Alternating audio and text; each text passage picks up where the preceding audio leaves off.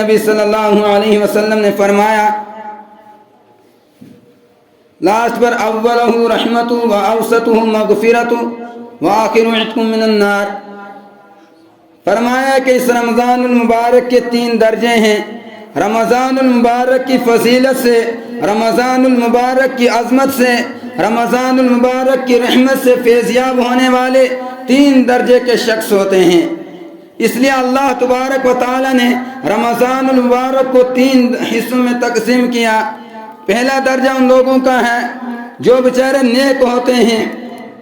ہمیشہ اللہ تبارک و تعالیٰ کی بندگی کرتے ہیں، اللہ تعالیٰ کی عبادت کرتے ہیں، اللہ تعالیٰ کی اطاعت کرتے ہیں، اللہ تعالیٰ کی فرما برداری کرتے ہیں، اللہ کے محبوب کی اطاعت کرتے ہیں، اس کی فرما برداری کرتے ہیں، اس کے احکاماتوں کو اپناتے ہیں اور اللہ کے نبی کے بتلائے ہوئے طریقے کے مطابق اپنی زندگی کو گزارتے ہیں، اور اپنی زندگی کے اکثر اوقات جو ہیں وہ اللہ تعالیٰ کی بندگی میں گزارتے ہیں، وہ تقوی والی زندگی اختیار کرتے ہیں، متقی ہوتے ہیں، پرہیزگار ہوتے ہیں۔ ان کے دل کے اندر یہ احساس ہوتا ہے کہ ہم دنیا کے اندر ہیں، ہمیں اللہ تعالیٰ دیکھ رہا ہے، ہم خلوت میں ہیں، ہمیں اللہ تعالیٰ دیکھ رہا ہے، ہم جلوت میں ہیں، ہمیں اللہ تعالیٰ دیکھ رہا ہے، ہم جو کچھ بھی کر رہے ہیں ہمیں اللہ تعالیٰ دیکھ رہا ہے، ہمارے ہر قول و عمل اللہ تبارک و تعالیٰ کے سامنے ہے۔ اور کل قیامت کے دن ان کے دل میں احساس ہوتا ہے کہ جس وقت نفسی نفسی کا عالم ہوگا،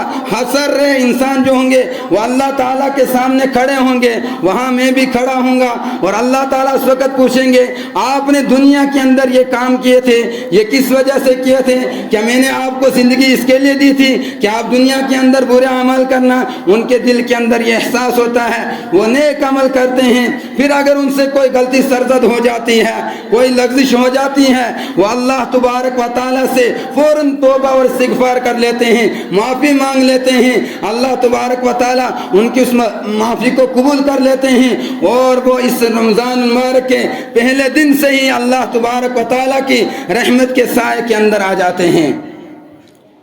پہلے دن سے ہی اس طبقے پر اللہ تبارک و تعالیٰ کی رحمت برسنا شروع ہو جاتی ہے۔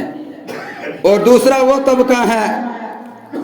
جو بیچارہ اتنا متقی تو نہیں ہوتا ہے، اتنا پرہیزگار نہیں ہوتا ہے، لیکن اتنا گیا گزرا بھی نہیں ہوتا ہے کہ بالکل چھوڑ ہی دیا اس نے اللہ تعالیٰ کو، کرتا ہے اللہ تعالیٰ کے حکموں کو اپناتا بھی ہے، لیکن ان کے اندر کوتاہی بھی رہ جاتی ہے، لغزشیں رہ جاتی ہیں، غلطیاں رہ جاتی ہیں۔ ایسا طبقہ جو ہے وہ رمضان المبارک کے پہلا جو عشرہ ہے، اس عشرے کے اندر اللہ تبارک و تعالیٰ نے جو اس کو موقع دیا ہے، اس موقع کو وہ غنیمت سمجھتا ہے، اس کے اندر وہ روزے رکھتا ہے، اس کے اندر اللہ کی عبادت کرتا ہے، اللہ کی فرما برداری کرتا ہے، اور اپنے آپ کو اللہ تعالیٰ کی رحمت کے قابل بناتا ہے، اللہ تعالیٰ کی مغفرت کے قابل بناتا ہے، اور پھر اللہ تبارک و تعالیٰ دوسرے عشرے میں اس کی مغفرت فرما دیتے ہیں، اور اللہ تعالیٰ اس کے گناہوں کو معاف فرما دیتے ہیں۔